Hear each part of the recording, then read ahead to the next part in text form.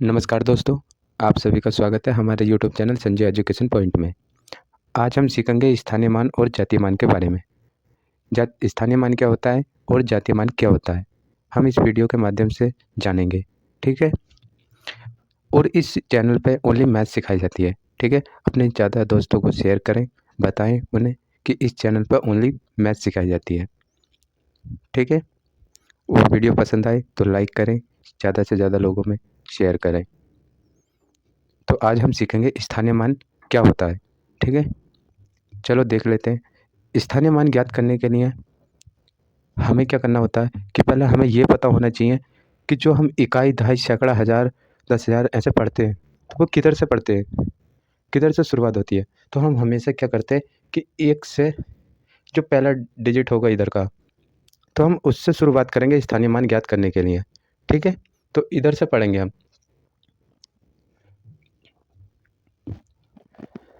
हमें स्थानीय मान ज्ञात करने के लिए सबसे पहले पता होना चाहिए कि किस तरीके से हम पढ़ते हैं। ठीक है। जैसे कि इकाई, दहाई, सैकड़ा, हज़ार, 10,000, तो इसी प्रकार आगे चलता रहता है। 10,000 के बाद लाख, 10 लाख, करोड़, 10 करोड़, अरब, 10 अरब, खरब, 10 खरब, नील, 10 नील, पदम, 10 पदम, शंख, महाशंख, अल्या, महाल्या, माध्ये, महाध्ये, पराद, महापराध, अश्विन, महाअश्विन। तो इस तरीके से पढ़ा जाता है। ठीक है। तो हम इसका स्थानीय मान क्या होगा, इसका स्थानीय मान निकालेंगे। जैसे कि एक का हमें स्थानीय मान निकालना है। ठीक है। हमें वो भी नहीं पता इकाई दहाई के बारे में भी, तब भी हम स्थानीय मान ज्ञात कर सकते हैं। जैसे कि ये इधर से जब हम गिनती करते हैं तो ये कौन सी संख्या है, पहली। ठीक है। तो इसकी क्या करेंगे हम, इसकी गुणा करेंगे हम एक से। ठीक है। तो इसका क्या आ गया, स्थानीय मान एक आ गया। इतनी बात समझ में आई। ठीक। अब इसी प्रकार से हमें 3 का स्थानीय मान ज्ञात करना है। ठीक है। तो 3 का स्थानीय मान हम कैसे ज्ञात करेंगे, हम 3 लिखेंगे। 3 लिखने के बाद हम गुणा का निशान लगाएंगे। अब ये देख लेते हैं ये कौन से स्थान पर है, इकाई, दहाई। कौन से स्थान पर है, दहाई। दहाई को क्या बोला जाता है, 10, 2 डिजिट। ठीक है, 10। नहीं तो ऐसे भी कर सकते हैं हम कि जैसे ये 3 है तो 3 के पीछे पीछे की संख्या गिन लेते हैं। ठीक है। इधर की साइड की कितनी संख्याएं हैं। ठीक है। तो 3 के इधर की कितनी संख्या है, 1। तो हम क्या करेंगे, एक जीरो लगा देंगे एक के बाद। जैसे हमने 1 लगाया था तो इसके बाद एक जीरो लगा देंगे। फिर क्या करेंगे, हम इनकी गुणा कर देंगे। 3 और 10 की गुणा करेंगे तो कितना आएगा, 30 आएगा। तो क्या हुआ, 3 का स्थानीय मान क्या हुआ, 30। इतनी बात समझ आई। अब देख लेते हैं हम 6 का। ठीक है। 6 का स्थानीय मान क्या होता है, हम पहले तो जो संख्या है वही लेते हैं। ठीक है, 6 ले लिया।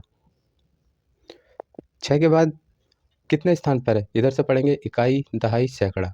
सैकड़े में क्या होता है, 100। ये हम सब जानते हैं। ठीक है, सैकड़े में 100 होता है। नहीं तो इस प्रकार भी देख सकते हैं, हमने 6 उतारा, 6 से पहले कितने डिजिट हैं, कितनी संख्याएं हैं, तो वो गिन लेंगे। 1, 2, 2 संख्याएं हैं तो हमने क्या करा, 1 लिखा, फिर उसके बाद 2 जीरो लगा दो। ठीक है, इस तरीके से भी हम कर सकते हैं। तो क्या आएगा, अब 6 और 100 की गुणा करेंगे तो कितना आ जाएगा, 60, वो 600। ठीक है।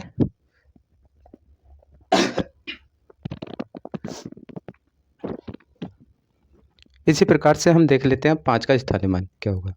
ठीक है। जैसे कि अब पढ़ेंगे हम इकाई, दहाई, सैकड़ा, हज़ार। तो क्या हुआ, 5 का स्थानीय मान क्या होगा, पहले 5 लिखेंगे, फिर गुणा लगाएंगे, फिर हम इधर से पढ़ेंगे इकाई, दहाई, सैकड़ा, हज़ार।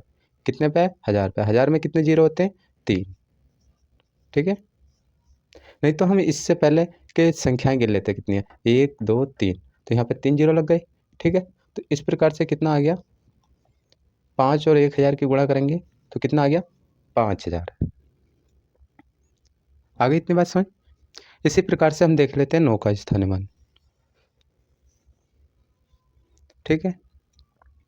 तो अब हम पढ़ेंगे इधर से इकाई, दहाई, सैकड़ा, हज़ार, 10,000। ठीक है, तो हम 9 लिखेंगे। 10,000 में कितने जीरो होते हैं? 4। ठीक है, 9 से पहले कितनी संख्याएं? 1 2 3 4, तो 4 जीरो लगा दिए। 9 की गुणा 10,000 से करेंगे तो कितना आ जाएगा? 90,000। ठीक है, इतनी बात समझ में आई? आपको पता चल गया स्थानीय मान कैसे निकाला जाता है। आगे चलिए, हम जानते हैं जातीय मान क्या होता है, या अंकित मान भी बोलते हैं इसे। ठीक है, जातीय मान क्या होता है और अंकित मान। अंकित मान और जातीय मान, अंकित मान को ही जातीय मान कहते हैं। जातीय मान कहते हैं। इतनी बात समझ में आई? जो अंकित मान होता है और जो अंकित मान होगा वही जातीय मान होगा। ठीक है, हम इसे अंकित मान भी पढ़ते हैं और जातीय मान भी। जब क्वेश्चन आते हैं तो हम यूं ही कंफ्यूज हो जाते हैं कि इनमें अंकित मान कौन सा है और जातीय मान, लेकिन दोनों सेम ही होते हैं। इतनी बात समझ में आई? ठीक,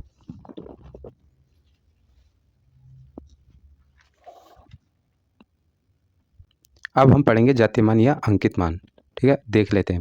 जैसे कि हमें 3 का जातीय मान या अंकित मान क्या होगा। ठीक है, ये क्या होता है? जैसे कि हम बाज़ार गए।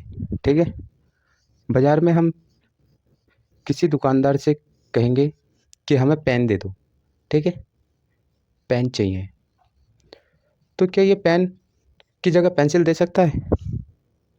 नहीं दे सकता ना।